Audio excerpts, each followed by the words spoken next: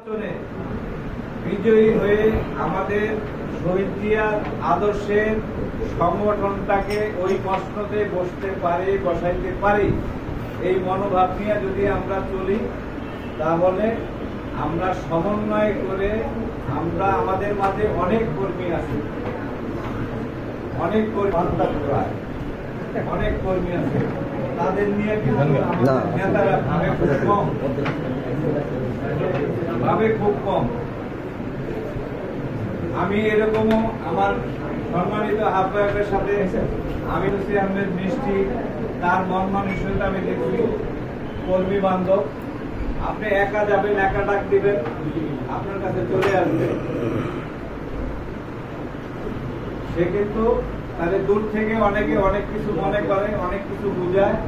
আসলে সে কতটা আপনজন একটা কর্মী, যে তার পাশে না থাকলে বোঝা যায় না সে কর্মীর জন্য কি করতে পারে।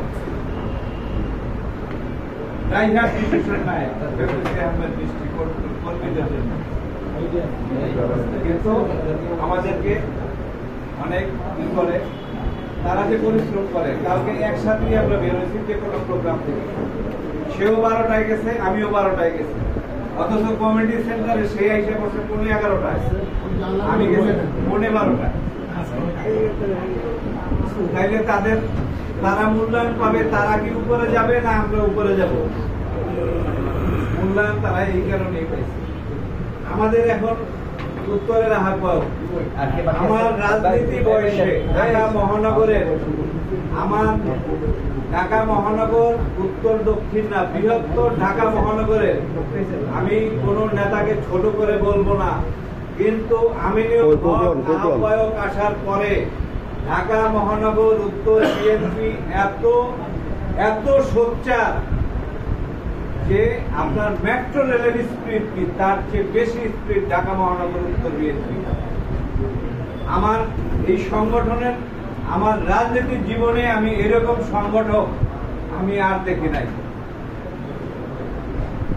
বরিশালের প্রবাদে আছে যে হালের গরু যেদিকে হাঁটে পিছনের গুলাও সেদিকে হাঁটে। আমিনুল হক যেভাবে হাঁটে, ঢাকা মহানগরের উত্তরের 51 সদস্য বিশিষ্ট কমিটি ঠিক সেইভাবেই হাঁটতেছে। প্রতিটা নেতা কর্মী সদস্যবৃন্দ এরকম একজন আমরা নেতা পাইছি, সেই নেতার মান অক্ষুণ্ণ রাখি।